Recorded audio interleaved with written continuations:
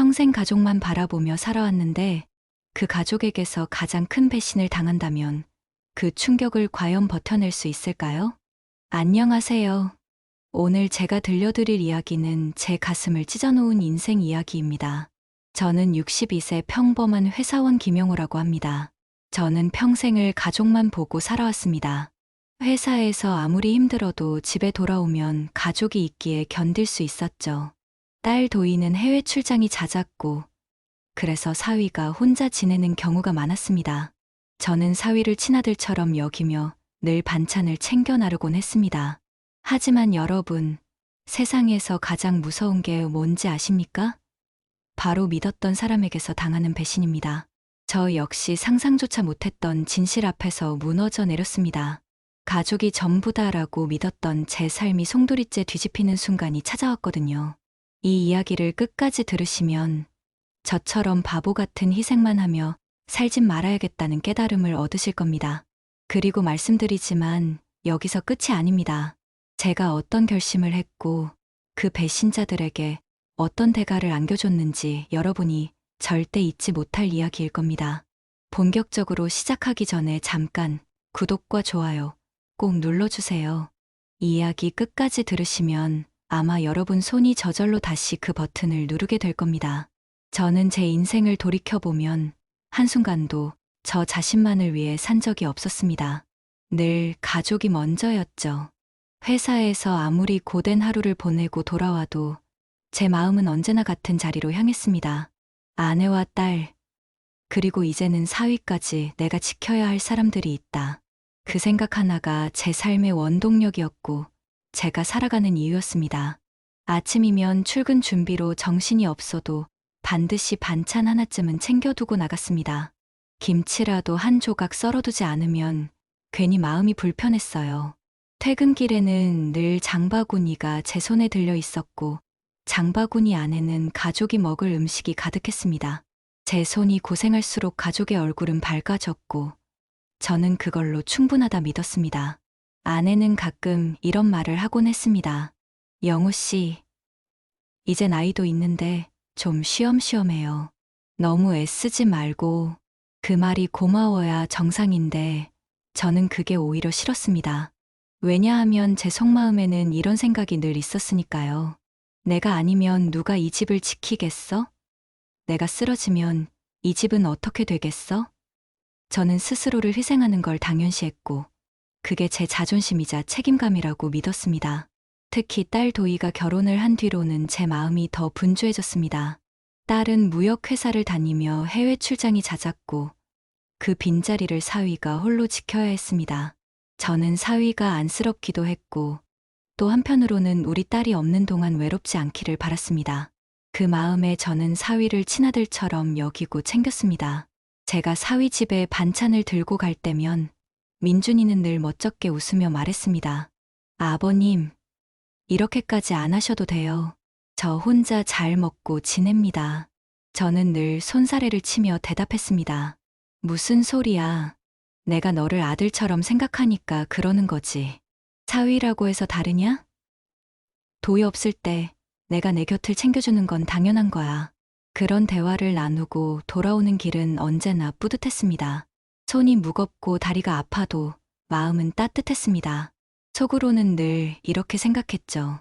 우리 딸이 저 사람 곁에서 평생 행복하겠지. 민준이가 든든하게 지켜주겠지. 나는 참 복이 많다. 그런데 여러분, 바로 이 순간이 제 인생에서 가장 행복한 착각이었단 걸. 저는 그때는 꿈에도 몰랐습니다. 인생이란 게 잔인할 만큼 냉정하더군요. 우리가 이 정도면 됐다라고 안심하는 순간, 가장 큰 배신이 우리를 덮친다는 걸 저는 뼈저리게 깨닫게 될 줄은 상상조차 하지 못했습니다. 저는 제 헌신을 당연하게 여기던 사람이었습니다. 회사 동료들이 술자리를 가지자고 해도 저는 늘 자리를 피했습니다.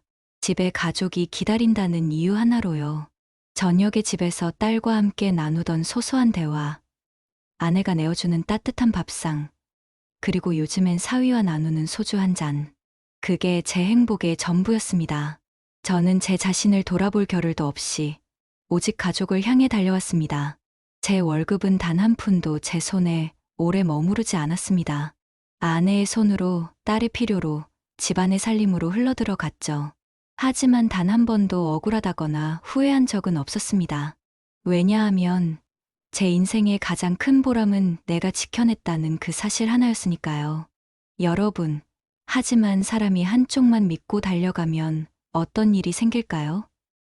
언젠가 그 믿음이 뒤집히는 순간, 세상은 송두리째 무너져 내립니다. 제겐 아직 그 순간이 오지 않았습니다. 하지만 곧 너무도 가까운 날에 제가 목숨처럼 지켜온 가족이 제 등을 향해 칼을 꽂을 줄은 상상조차 못했습니다. 제가 그때까지는 알지 못했던 사실, 바로 제가 평생을 바쳐 세운 그 가정이라는 울타리가 이미 안에서부터 썩어가고 있었다는 사실입니다. 제가 행복하다라며 웃던 순간에도 배신은 조용히 제 삶 속으로 파고들고 있었습니다. 그날의 전조는 아주 작은 균열에서 시작됐습니다.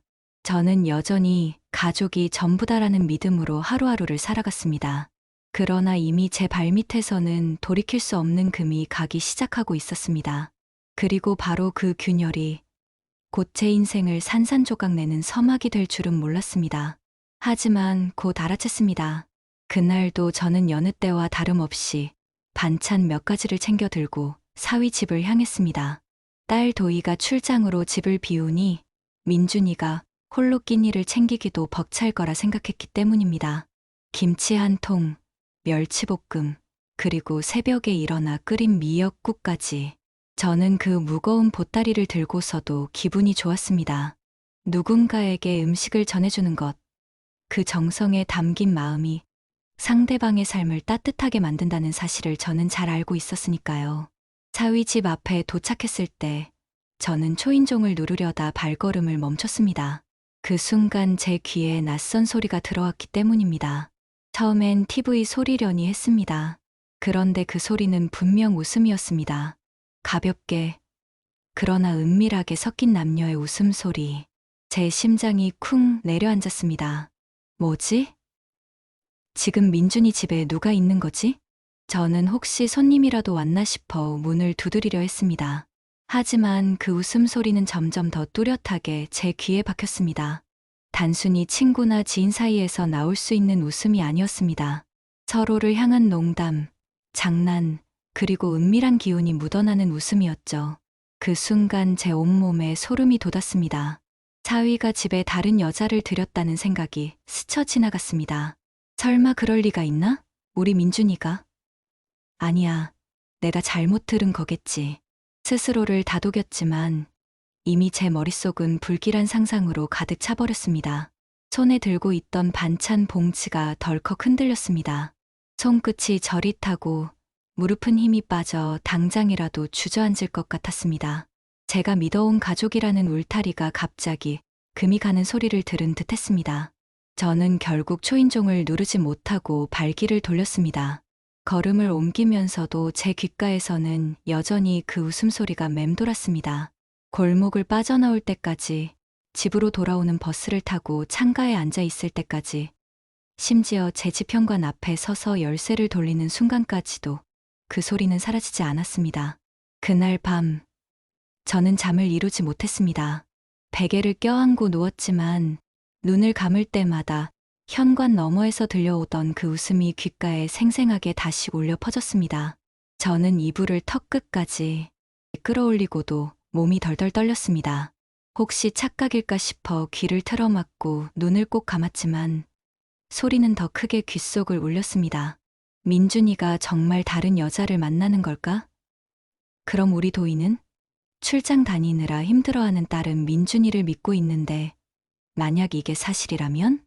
저는 머리를 흔들며 억지로 생각을 밀어냈습니다. 하지만 이상한 건 그 웃음소리가 단순한 의심을 넘어선 묘한 집착으로 변해갔다는 겁니다. 평생을 가족만 바라보고 살아온 제가 처음으로 가족을 의심하는 순간이었습니다. 그날 새벽까지 뒤척이며 저는 스스로에게 수없이 말했습니다. 아니야, 내가 잘못 들은 거야. 민준이가 그럴 리 없어. 그냥 피곤해서 환청을 들은 거야. 그러나 마음속에서는 전혀 다른 목소리가 들려왔습니다. 너는 이미 들었다. 내 귀는 거짓말을 하지 않는다. 그 웃음은 분명 두 남녀 사이의 은밀한 웃음이었다. 여러분, 그럴 때 있지 않습니까? 머리는 아니다라고 부정하는데 가슴은 이미 맞다고 외치는 순간 말입니다. 저는 바로 그 갈등 속에 갇혀버렸습니다. 시간은 흐르지 않았습니다. 새벽 4시, 5시, 6시 창밖이 훤히 밝아올 때까지 저는 눈을 붙이지 못했습니다. 아내 덕희가 옆에서 뒤척이며 무슨 일이냐고 물었지만 저는 차마 입을 열 수 없었습니다. 사위가 다른 여자와 함께 있는 것 같다고 어떻게 제 아내에게 말할 수 있었겠습니까? 저는 속으로 다짐했습니다. 그래, 내가 잘못 들은 걸 수도 있다. 확인하지 않고 의심하는 건 가장 비겁한 짓이다. 며칠만 지켜보자. 그러면 진실이 드러나겠지. 하지만 여러분, 바로 이 순간부터 제 인생은 무너져 내리기 시작했습니다. 작은 불씨 하나가 제 모든 일상을 불태워버릴 거대한 불길로 번지게 될 줄은 저는 그때는 알지 못했습니다. 그날 이후로 제 마음속엔 지울 수 없는 그림자가 드리워졌습니다. 아침에 눈을 뜨면 제일 먼저 떠오르는 게 사위 민준이의 얼굴이었고, 밤에 눈을 감아도 귓가에 들려오는 건 낯선 여자의 웃음소리였습니다. 저는 스스로를 다독였습니다. 괜히 의심하면 안 된다. 민준이는 괜찮은 사위다. 도희가 믿고 결혼한 사람인데 내가 왜 이런 생각을 하냐. 하지만 아무리 다짐해도 머릿속에서 그 웃음은 지워지지 않았습니다. 회사를 나가서도 마찬가지였습니다. 동료가 무슨 말을 해도 귀에 들어오지 않았습니다. 컴퓨터 모니터 속 글자가 눈에 들어오지 않았습니다. 점심시간이 되면 젓가락을 들고도 밥이 목구멍으로 넘어가지 않았습니다. 마치 제 영혼이 온통 한 장면에 붙들려 있는 듯했죠. 그날 저녁, 저는 괜히 사위 집 근처를 빙빙 돌았습니다. 마치 우연을 가장한 듯, 그러나 제 속마음은 분명했습니다. 혹시 오늘도 그 여자가 오지 않았을까? 제 발걸음은 집으로 돌아갈 수 없었고, 저는 전혀 익숙하지 않은 골목길을 서성이며 민준이의 창문을 올려다보았습니다. 불빛은 환했습니다. 그림자가 어른거리는 듯했지만 제 눈으로는 뚜렷이 확인할 수 없었습니다. 아니야, 내가 이럴 필요가 있나. 내가 뭘 하고 있는 거지? 마치 도둑이라도 된 것처럼 숨어서 지켜보다니 스스로를 자책하면서도 발걸음은 떨어지지 않았습니다. 이미 저는 의심이라는 굴레에 갇혀버린 것이었습니다. 며칠 뒤 주말, 저는 다시 반찬을 챙겨 사위 집을 찾았습니다. 이번에는 마음속으로 작정하고 갔습니다. 직접 눈으로 보고 귀로 듣고 확인하지 않고는 도저히 제 의심이 풀리지 않았습니다. 하지만 그날 민준이는 평범했습니다. 집에서 편하게 반바지를 입고 TV를 보다가 저를 맞이했습니다. 아버님, 이렇게 또 반찬을. 그의 멋쩍은 웃음은 여느 때와 다름없었습니다. 저는 억지로 웃으며 대꾸했습니다. 혼자 있으면 밥 잘 안 챙겨 먹잖아. 내가 해다 주는 게 낫지. 민준이는 고맙다는 듯 고개를 끄덕였고, 저는 그 모습을 보면서 다시 흔들렸습니다. 내가 괜히 오해한 건가? 저 웃음이 거짓일 리가 없잖아. 하지만 여러분, 사람 마음이란 게 참 간사합니다. 겉으로는 평범해 보이는 모습에도 틈만 보이면 의심의 눈길을 던지게 됩니다. 민준이가 잠깐 휴대폰을 만지며 미소 짓는 순간에도 제 머릿속엔 이런 생각이 들었습니다. 저 메시지 누구한테 온 거지? 혹시 그 여자? 민준이가 전화를 받으며 방으로 들어가자 제 가슴은 괜히 철렁 내려앉았습니다. 그날 밤 집으로 돌아와서도 의심은 사라지지 않았습니다. 오히려 더 커졌습니다. 그래, 내가 직접 확인해야 한다. 내 눈으로 증거를 잡아야 한다. 그렇지 않고는 이 불안에서 벗어날 수 없어. 저는 다음 날부터 이상한 습관을 갖게 되었습니다. 퇴근길에 굳이 멀리 돌아가 사위 집 앞을 지나치는 겁니다. 창문 불빛을 확인하고 우편함에 낯선 흔적이 없는지 살피고 현관 앞에 낯선 신발이 있는지 훔쳐보는 일. 이 모든 행동이 제 자존심을 갉아먹는다는 걸 알면서도 멈출 수 없었습니다. 아내 덕희는 눈치를 채고 말했습니다. 영우 씨, 요즘 왜 그렇게 피곤해 보여요? 회사 일 때문에 그래요? 저는 고개를 저으며 대답했습니다. 아니야, 그냥 나이 들어서 그래. 괜히 신경 쓸 일도 많고. 하지만 제 속마음은 전혀 달랐습니다. 피곤한 게 아니라 끝없는 의심이 저를 갉아먹고 있었던 겁니다. 여러분, 믿음이란 게 참 무섭습니다. 한 번 금이 가면 그 다음은 너무나 쉽게 무너져 내립니다. 저는 어느새 가족을 향한 신뢰를 잃어버린 채 날마다 증거를 찾아 헤매는 괴물이 되어 있었습니다. 결국 저는 혼자 힘으로는 도저히 버틸 수 없다고 느꼈습니다.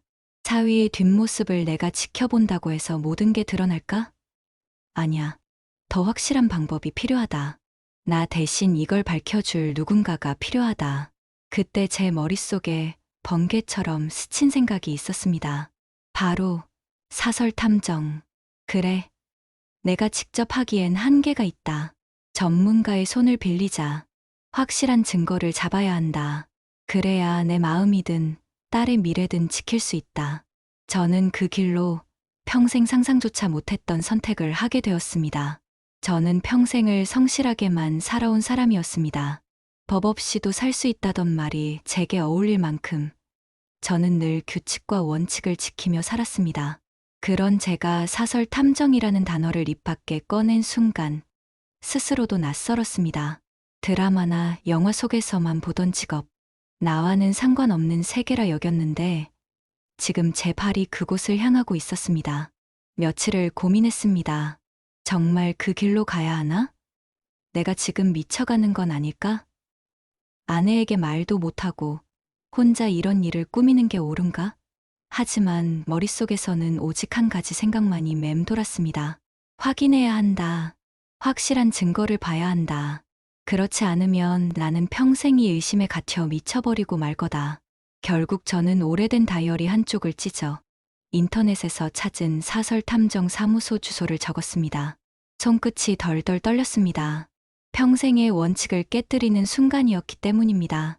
작은 골목 끝, 허름한 간판이 달린 사무소 문 앞에 서 있던 나를 잊지 못합니다.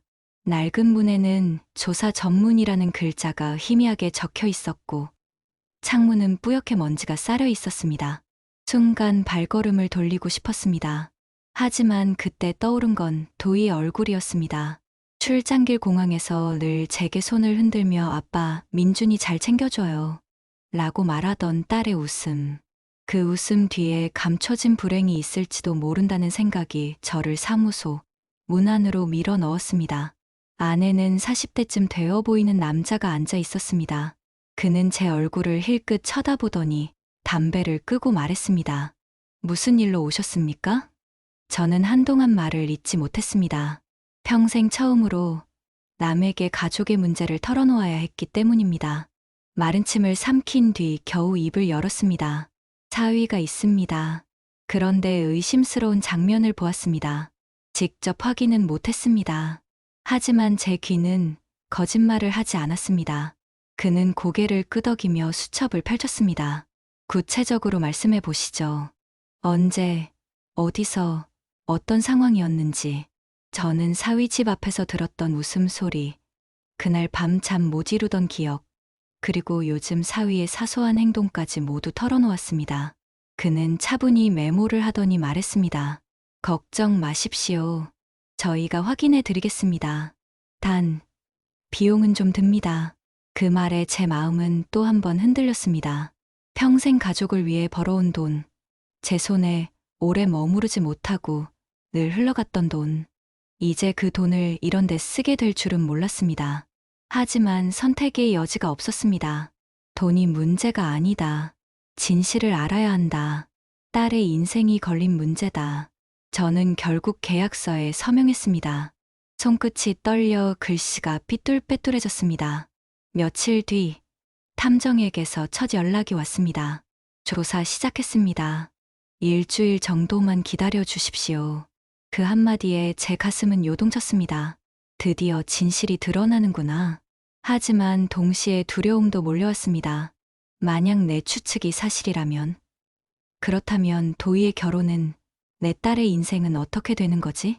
저는 회사에서도 집에서도 가만히 앉아 있을 수 없었습니다. 하루가 한 달처럼 길게 느껴졌습니다. 커피를 아무리 마셔도 정신이 또렷하지 않았고, 담배도 피워보았지만 떨림은 가라앉지 않았습니다. 안에 덕히는 걱정스러운 눈길로 저를 바라보며 말했습니다. 당신, 요즘 왜 그렇게 예민해요? 무슨 일 있어요? 저는 고개를 저었습니다. 아무 일도 아니야. 그냥 회사 일 때문에 그래. 하지만 속으로는 생각했습니다. 곧 알게 될 거야. 그날이 오면 나도, 도희도, 그리고 당신도 진실 앞에 서게 될 거야. 기다림의 시간은 제게 지옥이었습니다. 하루하루가 모래시계 속 모래알처럼 느리게 흘러갔습니다. 저는 그동안 수없이 기도했습니다. 부디 내가 틀리길, 제발 그 웃음소리가 착각이길. 하지만 가슴 깊은 곳에서는 이미 답을 알고 있었습니다. 그리고 마침내 탐정에게서 연락이 왔습니다. 김 선생님, 증거를 확보했습니다. 만나서 보여드리겠습니다. 그 순간 제 숨이 턱 막혔습니다. 무릎이 풀려 의자에 털썩 주저앉았습니다. 드디어 진실의 문이 열리는구나. 하지만 그 문 뒤에는 과연 무엇이 기다리고 있을까요? 그날은 평생 잊지 못할 겁니다. 탐정에게서 연락을 받고 사무소로 향하는 길, 제 다리는 돌덩이를 매단 듯 무거웠습니다. 걸음을 옮길 때마다 가슴은 쿵쿵 요동쳤고 식은땀이 이마를 타고 흘렀습니다. 어쩌면 지금 되돌아가야 하지 않을까. 이 문턱을 넘으면 내 인생이 완전히 바뀔지도 모른다는 두려움이 온몸을 휘감았습니다. 그러나 동시에 멈출 수 없었습니다. 이미 돌이킬 수 없는 길을 선택한 순간부터 제 운명은 앞으로 나아가는 것밖에 남지 않았습니다. 사무소 문을 열자 탐정은 의자에 앉아 저를 기다리고 있었습니다. 그의 표정은 무겁고 차분했습니다. 제 손은 덜덜 떨렸습니다. 그가 내미는 봉투를 보는 순간 제 가슴은 찢어질 듯 조여왔습니다. 김 선생님, 이게 지난 일주일 동안 확보한 자료입니다. 직접 보시는 게 좋겠습니다. 그의 말이 끝나자마자 제 눈은 봉투 위에 꽂혔습니다. 봉투는 생각보다 두꺼웠습니다. 그 안에 담긴 건 사진과 문서, 제 삶을 송두리째 뒤흔들 진실이었습니다. 저는 손끝이 얼어붙은 듯 움직이지 못하다가 마침내 천천히 봉투를 열었습니다. 첫 장을 꺼내 든 순간 제 눈은 얼어붙었습니다. 사진 속에는 사위 민준이가 있었습니다. 그는 정장을 입고 누군가와 함께 호텔 정문을 들어서고 있었습니다. 그의 옆에 있는 사람은 중년의 여성이었습니다. 팔짱을 낀 채 다정하게 웃으며 그와 나란히 걷고 있었습니다. 설마 이 여자가 누구지? 도대체 누구길래? 제 머릿속은 하얗게 비어버렸습니다. 사진을 넘길수록 두 사람은 커피숍에서 마주 앉아 웃고 있었고 호텔 로비에서 나란히 걸어 나오고 있었으며 민준이는 그녀의 어깨에 손을 얹고 있었습니다. 사진 한 장 한 장이 제 심장을 찌르는 칼날 같았습니다. 숨이 막혔습니다. 손에서 사진이 덜컥 떨어졌습니다. 제 눈앞이 빙글빙글 돌고 세상이 무너져 내리는 듯했습니다. 아니야, 이건 잘못된 거야. 그럴 리가 없어. 내 사위가 도희의 남편이 이럴 리가 없잖아. 저는 눈을 감고 고개를 저었지만 눈을 뜨면 또렷한 현실이 기다리고 있었습니다. 사진 속 웃는 민준이, 그리고 그 옆에 낯선 여자의 얼굴. 아무리 부정하고 싶어도 진실은 제 앞에 펼쳐져 있었습니다. 탐정은 조심스럽게 말을 이었습니다. 이 관계가 단순한 지인 사이는 아닌 듯 보입니다. 장소도 그렇고 행동도 그렇고 선생님 준비하셔야 할 것 같습니다. 그의 말은 칼날보다도 차가웠습니다. 제 심장은 그 자리에서 멈출 것 같았습니다. 여러분, 그 순간의 배신감이 어떤 건지 아십니까? 저는 딸의 행복을 위해 사위를 친아들처럼 여기며 정성을 다했습니다. 그런데 그 사위가 내 눈앞에서 다른 여자를 껴안고 웃고 있었습니다. 제 모든 희생이 모욕당하는 순간이었습니다. 저는 자리에서 일어나지도 못한 채 사진을 다시 손에 쥐었습니다. 그리고 또 한 번 눈을 의심했습니다. 사진 속 여자의 뒷모습, 그 어깨선, 그 머리카락, 그 익숙한 걸음걸이. 순간 심장이 얼어붙는 듯 멈췄습니다. 아니, 설마 아니야. 그럴 리가. 사진을 확대해서 들여다본 순간 제 눈이 휘둥그레졌습니다. 그 얼굴은 낯선 여자가 아니었습니다. 바로 제 아내 김덕희였습니다. 그 자리에서 숨이 멎는 줄 알았습니다. 손끝이 마비된 듯 사진이 바닥에 흩어졌습니다. 이게 무슨 말도 안 돼? 제 눈앞에서 세상이 산산이 부서졌습니다. 사위와 아내, 제가 가장 믿었던 두 사람이 함께 웃으며 호텔로 들어가고 있었습니다. 그 순간 제 인생의 모든 헌신은 조롱이 되었습니다. 제가 쌓아올린 가족이라는 탑은 무너져 잔해만 남았습니다. 사진 속 여자가 제 아내라는 사실을 깨닫는 순간 제 머릿속은 산산조각이 나버렸습니다. 처음엔 믿을 수 없었습니다. 아무리 봐도, 아무리 다시 들여다봐도 그 웃음은, 그 걸음걸이는 수십 년을 함께 살아온 제 아내의 모습 그대로였습니다. 저는 손끝이 얼어붙은 듯 사진을 움켜쥔 채 떨며 중얼거렸습니다. 아니야, 이건 조작이야. 그럴 리 없어. 우리 덕희가, 내 아내가 왜 저기서 민준이와 함께 있어야 하지? 입술이 바짝 말라붙고 목구멍은 돌덩이를 삼킨 듯 막혀 있었습니다. 제 귀에선 마치 누군가 종을 울리듯 쾅쾅 심장 소리가 울렸습니다. 그동안 저는 제 아내를 믿어 의심치 않았습니다. 젊은 시절부터 가난 속에서도 함께 고생하며 아이를 키워내며 삶의 무게를 함께 버텨낸 사람이 바로 덕희였습니다. 그런 아내가 제 사위와 함께 웃고 있다니 세상에 이런 모욕이 어디 있습니까? 탐정은 제 표정을 조심스럽게 살피며 말했습니다. 김 선생님, 저도 처음엔 믿기 힘들었습니다. 하지만 사진은 거짓말을 하지 않습니다. 그리고 더 있습니다. 그는 봉투 안에서 또 다른 자료를 꺼냈습니다. 영수증, 문자 캡처, 그리고 짧은 녹취록. 그 안에는 호텔 투숙 내역이 적혀 있었고 그 옆에 기록된 두 사람의 이름은 분명했습니다. 김덕희, 그리고 장민준. 아니야. 이건 실수야. 그냥 같이 들어간 것뿐일 거야. 둘이 우연히 만난 거겠지. 우연히. 저는 그렇게 되뇌며 스스로를 붙잡으려 했습니다. 하지만 그 순간 녹취록의 문장이 제 눈에 들어왔습니다. 민준 씨, 오늘은 당신이 옆에 있어서 좋았어요. 도희가 없는 동안만이라도 이렇게 우리끼리. 그 문장을 보는 순간 제 손이 부르르 떨리며 종이가 바닥에 흩어졌습니다. 더 이상 부정할 수 없었습니다. 그것은 우연이 아니라 명백한 배신이었습니다. 여러분, 그 순간의 심정을 어떻게 표현할 수 있을까요? 제 심장은 이미 갈기갈기 찢겨 있었고 머릿속은 수백 개의 번개가 치듯 충격으로 가득했습니다.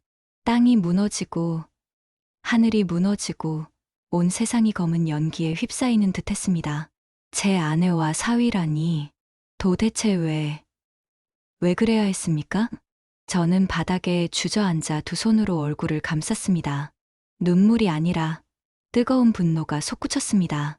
내가 어떻게 살아왔는데, 내가 어떻게 이 가족을 지켜왔는데 너희가 감히 수십 년 동안 가족을 위해 희생한 제 인생이 단번에 조롱거리로 전락했습니다. 제 손으로 벌어다 준 돈, 제 손으로 지켜온 가정, 제 어깨 위에서 웃고 살던 그 얼굴들이 이제는 제 등에 칼을 꽂은 범인이 되어 있었습니다.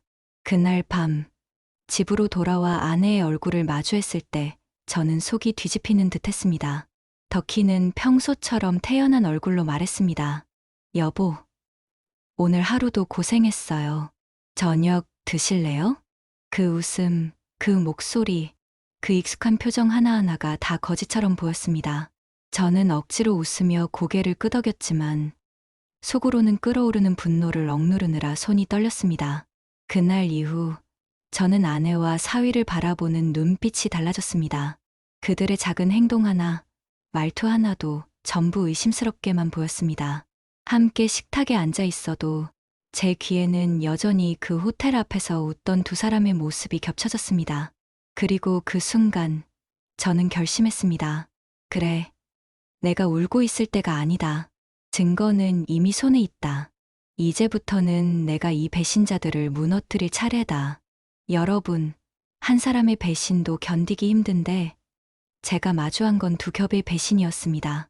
그 배신자는 낯선 이가 아니라 바로 제가 가장 사랑하고 지켜온 사람들이었습니다. 아내와 사위, 두 사람의 이름을 같은 문장에 올리는 것조차 치 떨리지만 그게 엄연한 현실이었습니다. 사위 민준이는 제게 아들이나 다름없는 존재였습니다. 저는 그에게 밥을 해주고 반찬을 챙겨주고 힘든 회사 생활 속에서도 시간 내어 그의 집을 찾아갔습니다. 그가 혼자 외롭지 않기를 바랐고 우리 딸 도희가 출장으로 자리를 비웠을 때도 따뜻한 가족의 온기를 느끼게 해주고 싶었습니다. 그리고 아내 덕희는 어땠습니까? 저는 그녀와 함께 가난한 신혼을 버텼습니다. 겨울이면 연탄 몇 장에 몸을 의지했고 여름이면 부채질을 번갈아 하며 살았습니다.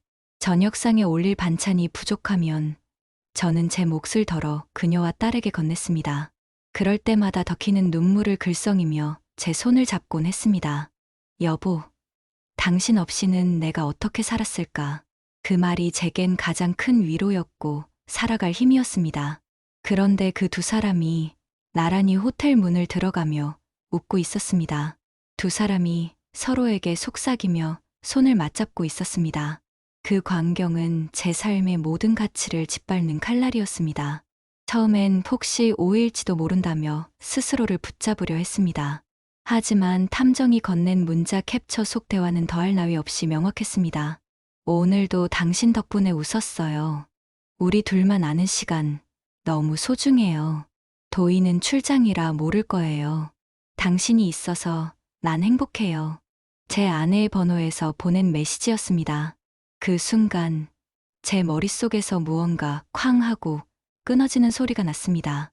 저는 의자에서 벌떡 일어나 두 손으로 머리를 감싸쥐었습니다. 왜 나야? 왜 내가 이런 꼴을 봐야 해?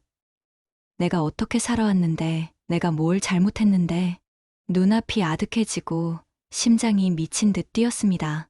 마치 세상이 검은 안개에 뒤덮인 듯 모든 게 흐릿하게 보였습니다.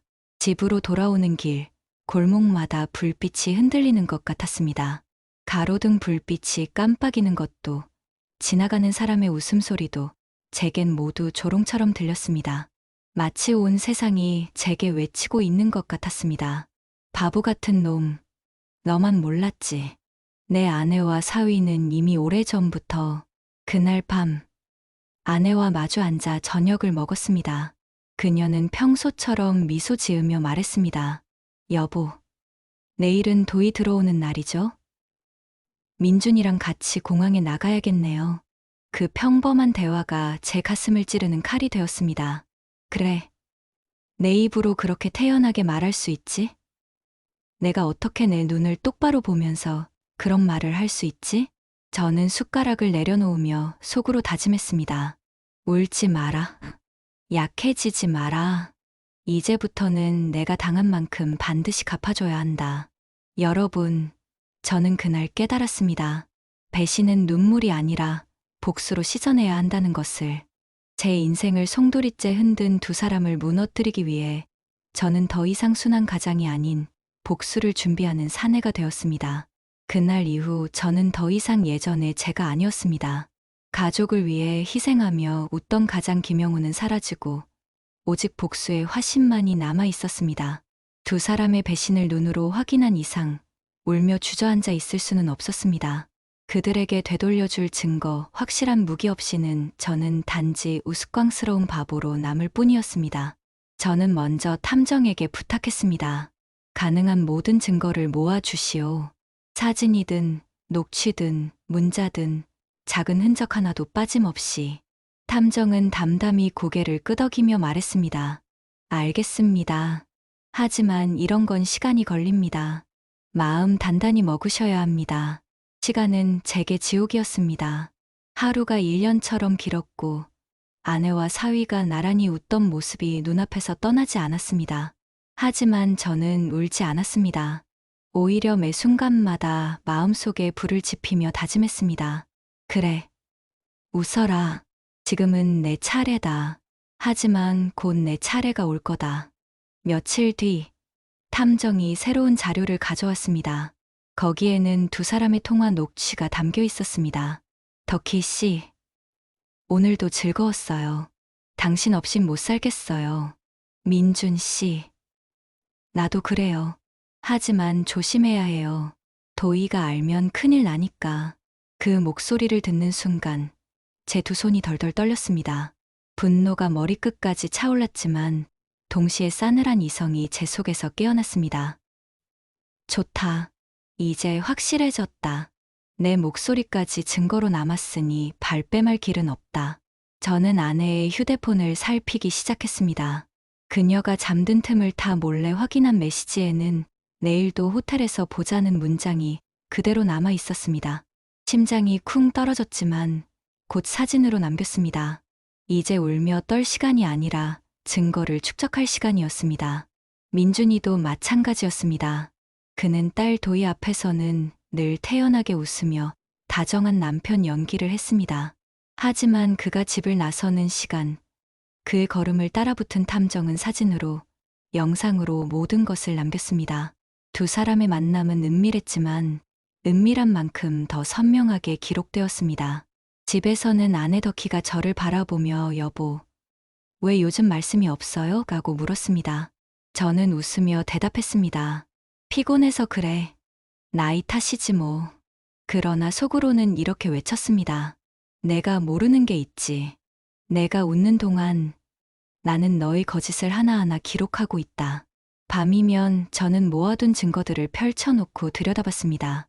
사진, 문자 캡처, 녹취록, 호텔 투숙 내역서. 처음엔 가슴이 찢어지는 듯 아팠지만 점점 마음이 단단해졌습니다.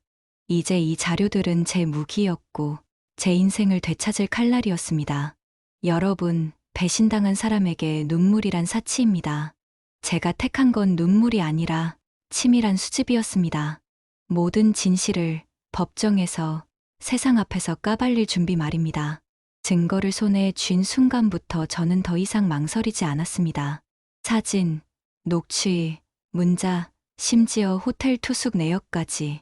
이 정도면 누구도 부정할 수 없는 확실한 증거였습니다.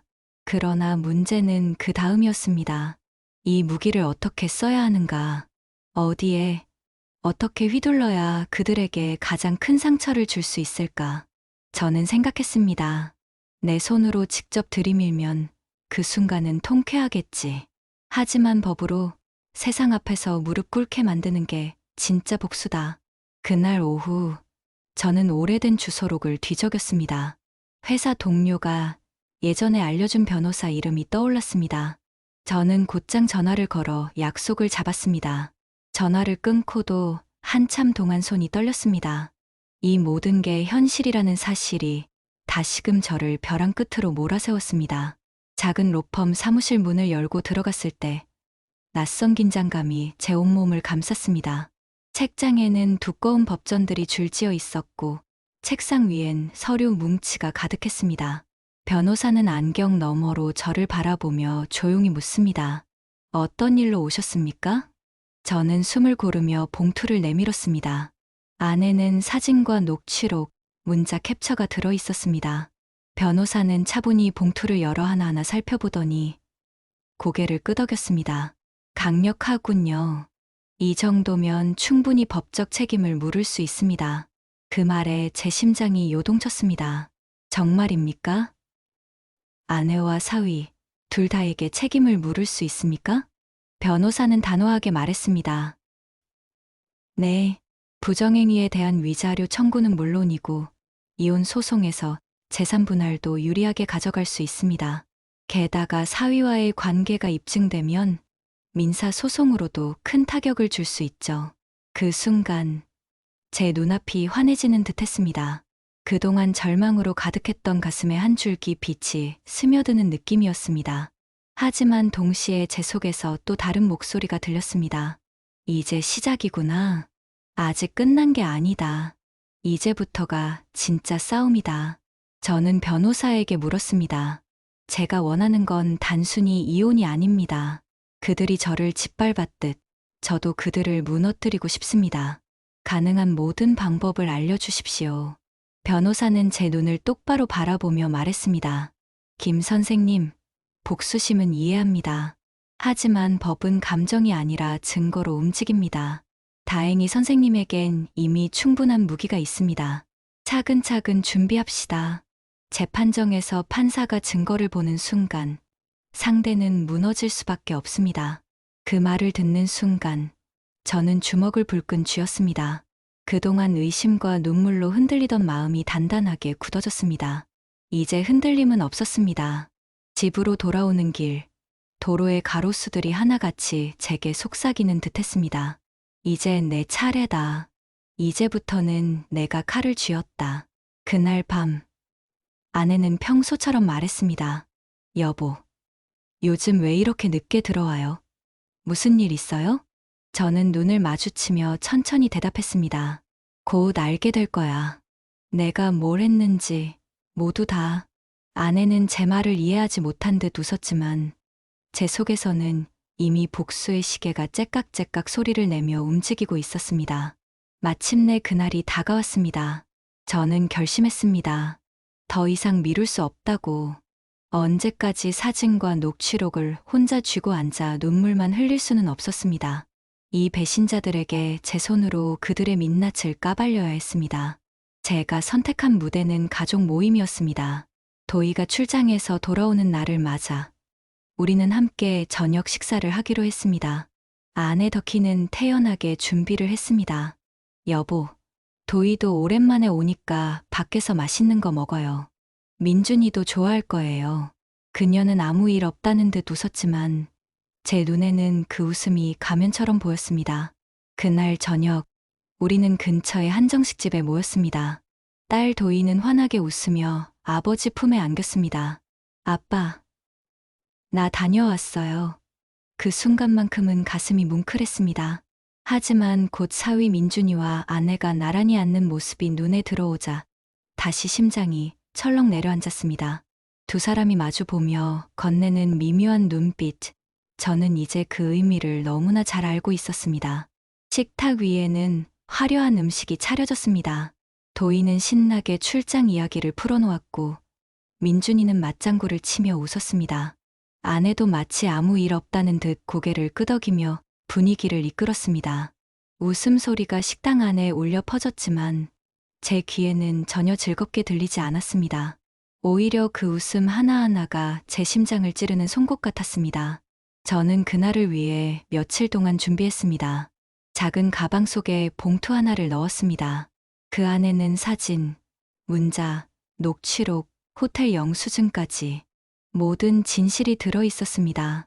손으로 가방을 쥘 때마다 그 무게가 천근만근 같았지만 동시에 제 인생을 되찾을 유일한 무기처럼 느껴졌습니다.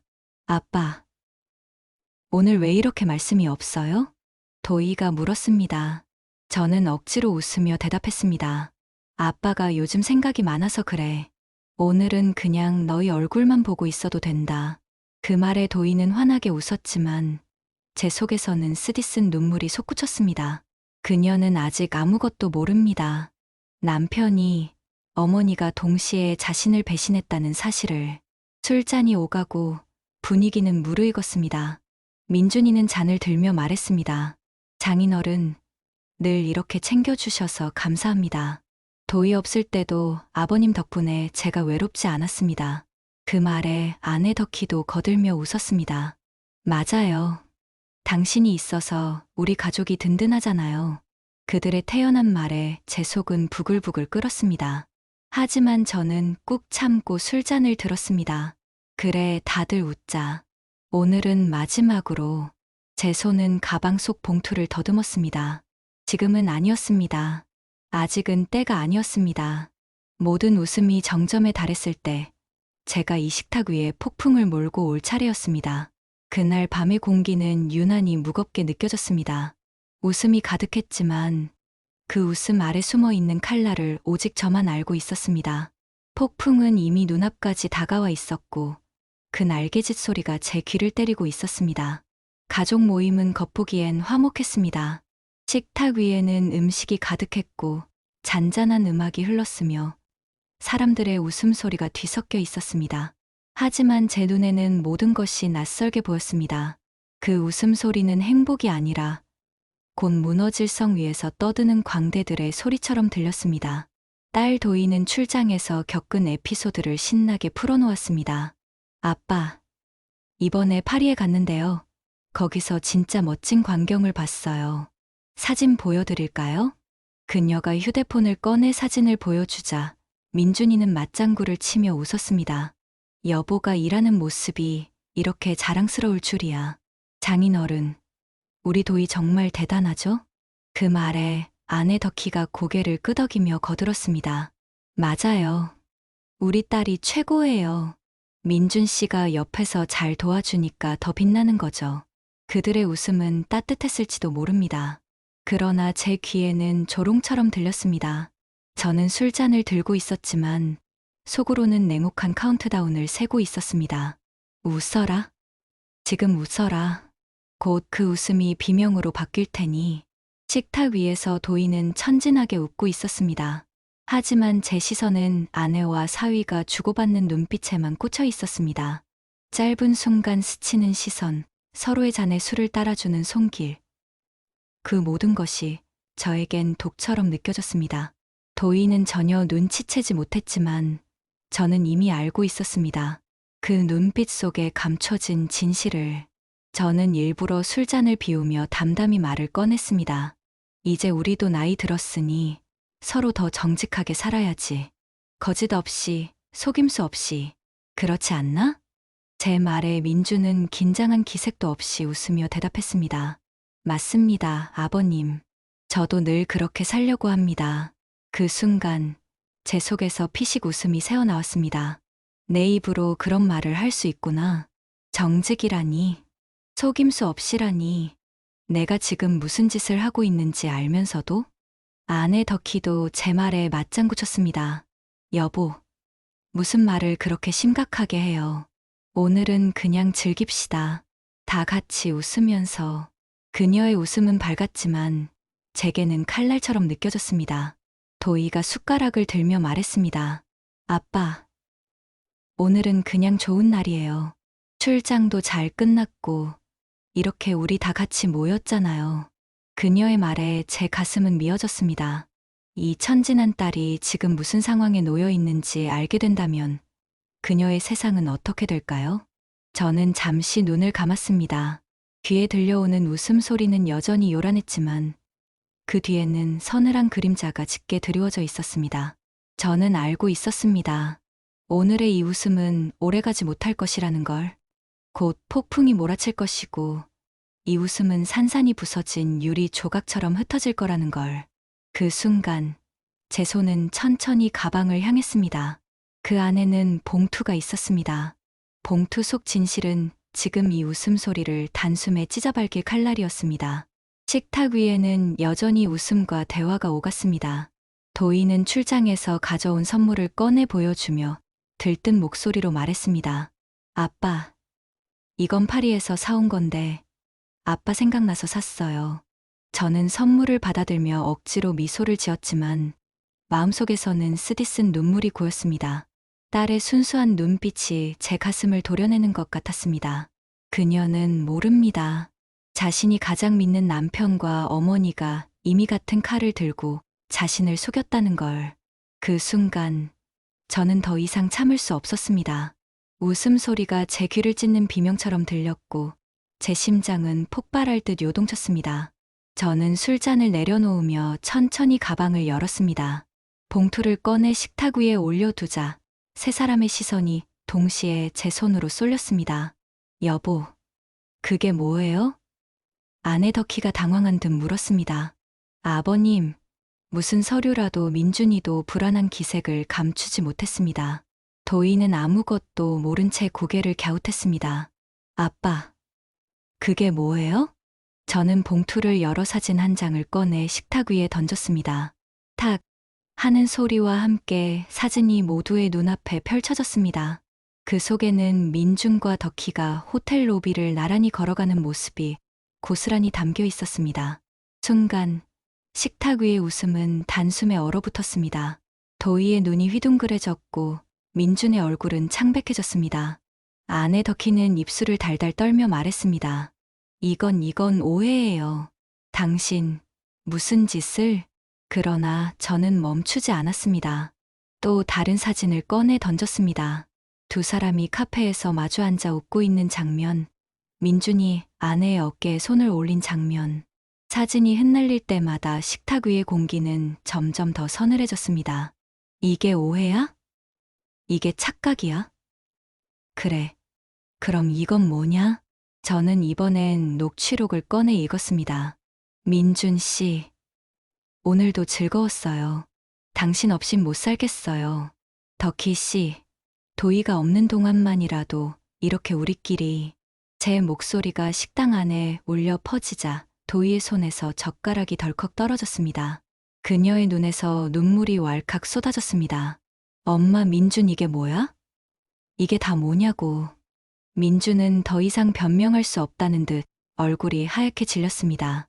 아내 덕희는 눈물을 흘리며 제 손을 붙잡으려 했습니다. 여보, 제발 오해라고 해요.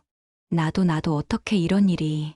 저는 그녀의 손을 거칠게 뿌리치며 외쳤습니다. 오해? 웃기지 마. 내가 눈으로 보고 귀로 들은 걸 오해라고? 수십 년을 함께한 아내, 내가 아들처럼 여긴 사위 너희 둘이서 날, 그리고 도희를 짓밟았어. 그 순간 식당 안의 시간은 멈춘 듯 했습니다. 웃음소리는 흔적조차 사라지고 무거운 정적만이 식탁을 덮쳤습니다. 그리고 그 정적 속에서 울려 퍼진 건 딸 도희의 절규였습니다. 식탁 위에 흩어진 사진과 녹취록은 차갑고 잔혹한 칼날이 되어 모두의 가슴을 후벼 팠습니다. 그 중에서도 가장 깊이 베인 건 제 딸 도희였습니다. 도희는 믿을 수 없다는 듯 사진을 하나하나 주워 들었습니다. 그녀의 손은 덜덜 떨렸고 눈동자는 공포와 분노로 흔들리고 있었습니다. 엄마, 이게 뭐야? 왜 엄마가 왜 민준이랑. 그녀의 목소리는 절규에 가까웠습니다. 아내 덕희는 눈물을 흘리며 무언가 변명하려 했습니다. 도희야, 엄마가 그게 아니라. 엄마도. 하지만 도희는 그녀의 말을 끊었습니다. 그만, 엄마. 입 다물어. 제발, 아무 말도 하지 마. 딸의 울부짖음은 식당의 정적을 갈라놓았습니다. 민주는 고개를 떨군 채 말 한마디 하지 못했습니다. 얼굴은 잿빛으로 질렸고 그의 손가락은 식탁 아래에서 바들바들 떨리고 있었습니다. 도희는 남편을 향해 손가락을 가리켰습니다. 민준아, 내가 어떻게 나한테 이럴 수 있어? 내가 얼마나 널 믿었는데, 아빠한테 잘하라고, 우리 가족 지켜달라고 얼마나 당부했는데, 내가 어떻게 엄마랑. 그녀의 목소리는 끊어질 듯 터져 나왔습니다. 눈물은 끊임없이 볼을 타고 흘러내렸고 그녀의 온몸은 분노와 배신감에 떨고 있었습니다. 저는 그 모습을 차마 바라볼 수 없었습니다. 평생 지켜주고 싶었던 내 딸이 가장 사랑하는 두 사람에게 동시에 배신당한 현실 앞에서 무너져 내리고 있었습니다. 제 가슴은 찢어지는 듯 아팠지만 이 모든 걸 밝히지 않을 수는 없었습니다. 진실은 잔인했지만 언젠가 반드시 드러나야 했으니까요. 아빠 도희가 울부짖으며 제 손을 붙잡았습니다. 아빠, 이게 사실이에요. 이게 진짜예요. 왜 하필 우리 가족이. 저는 아무 말도 할 수 없었습니다. 그저 그녀의 손을 꼭 잡고 고개를 끄덕였습니다. 그 순간 도희는 절망에 주저앉아 바닥을 주먹으로 내리쳤습니다. 싫어. 싫다고. 엄마, 당신은 내 엄마잖아. 어떻게 내 남편이랑 어떻게. 아내 덕희는 눈물 범벅이 된 얼굴로 도희에게 다가가려 했지만 도희는 소리쳤습니다. 가까이 오지 마. 당신은 더 이상 내 엄마가 아니야. 그녀의 말은 비수처럼 아내의 가슴을 찔렀습니다. 덕희는 바닥에 주저앉아 흐느꼈지만 도희는 등을 돌린 채 식당을 뛰쳐나갔습니다. 문이 쾅 닫히는 소리와 함께 남은 공간에는 얼어붙은 공기만 맴돌았습니다. 민주는 입을 열지 못했고 아내 덕희는 흐느낌만 삼켰습니다. 저는 주먹을 꽉 쥐며 속으로 다짐했습니다. 그래, 이제 끝이다. 너희는 내 가족이 아니다. 오늘 이후 나는 더 이상 눈물 흘리지 않는다. 법정에서, 세상 앞에서 너희의 모든 죄를 까발릴 거다. 법정의 공기는 차갑고 무거웠습니다. 나무 벽과 높은 천장, 그리고 방청석의 시선들이 제 어깨를 짓눌렀습니다. 하지만 저는 흔들리지 않았습니다. 제 앞에는 사진, 녹취록, 문자, 호텔 영수증까지 모든 증거가 차곡차곡 쌓여 있었습니다. 이제는 숨길 것도 피할 것도 없었습니다. 오늘 이 자리에서 모든 게 끝날 것이었습니다. 판사가 제 서류를 하나씩 넘겨보며 차분히 말했습니다. 피고 김덕희, 장민준. 제출된 증거와 증언에 따르면 부정행위가 명백히 입증됩니다. 그 순간 방청석에서 웅성거림이 터져나왔습니다. 저는 고개를 들고 두 사람을 바라봤습니다. 아내 덕희는 고개를 푹 숙인 채 눈물을 흘리고 있었고 민주는 창백한 얼굴로 바닥만 바라보고 있었습니다. 딸 도희는 제 옆에 앉아 두 주먹을 꽉 쥔 채 이를 악물고 있었습니다. 판사는 다시 판결문을 읽었습니다. 원고 김영호의 이혼 청구를 인용한다. 또한 피고 김덕희는 혼인 파탄에 대한 책임을 지고 재산 대부분과 위자료를 원고에게 지급하라. 피고 장민준 또한 원고와 원고 딸에게 위자료를 지급할 책임이 있다. 그 순간 제 눈에서 눈물이 왈칵 쏟아졌습니다. 하지만 그것은 슬픔의 눈물이 아니라 마침내 얻어낸 정의의 눈물이었습니다. 아내는 흐느끼며 변명하려 했습니다. 여보, 나는 순간의 실수였어. 제발 한 번만. 하지만 저는 단호하게 고개를 저었습니다. 이제 그만해라. 내 입에서 무슨 말이 나오든 내겐 더 이상 아무 의미 없다. 넌 내 아내였지만 오늘부로 그 이름조차 지워졌다. 민주는 고개를 떨군 채 한마디도 하지 못했습니다. 그가 감히 무슨 말을 할 수 있었겠습니까? 제가 아들처럼 여겼던 그 사위는 이제 모든 걸 잃고 무너진 그림자에 불과했습니다. 재판이 끝난 뒤 법정 밖으로 나서는 순간 딸 도희가 제 손을 꼭 잡았습니다. 아빠, 우리 이제 둘이서 살아요. 나 다시는 아빠 혼자 두지 않을게요. 그 말에 제 가슴은 뭉클해졌습니다. 세상 모든 걸 잃은 줄 알았던 제가 여전히 지켜야 할 가장 소중한 한 사람을 곁에 두고 있다는 사실이 절망 속의 희망이었습니다. 저는 기자들 앞에서 짧게 말했습니다. 이제부터 내 인생은 내가 살아갑니다. 배신당한 지난날은 묻고 앞으로는 제 이름으로, 제 발걸음으로 당당히 살겠습니다. 집으로 돌아오는 길. 하늘은 유난히도 맑았습니다. 바람은 시원했고 제 발걸음은 오랜만에 가벼웠습니다. 긴 터널을 지나 마침내 빛을 본 듯 제 영혼은 자유로웠습니다. 저는 스스로에게 말했습니다. 김영호, 이제 울지 마라. 이제부터는 너의 인생이다. 두 사람의 배신에 짓밟히지 말고 내가 원하는 길을 살아라. 그리고 저는 당당히 새로운 삶의 첫 발을 내디뎠습니다. 배신의 상처는 깊었지만 그 상처 위에 세워질 인생 이막은 누구도 짓밟을 수 없었습니다. 오늘 사연이 마음에 와닿으셨다면 구독과 좋아요, 알림 설정까지 꼭 부탁드립니다. 여러분의 관심이 저에게는 큰 힘이 됩니다. 다음 이야기에서도 더 깊은 사연으로 찾아뵙겠습니다. 감사합니다.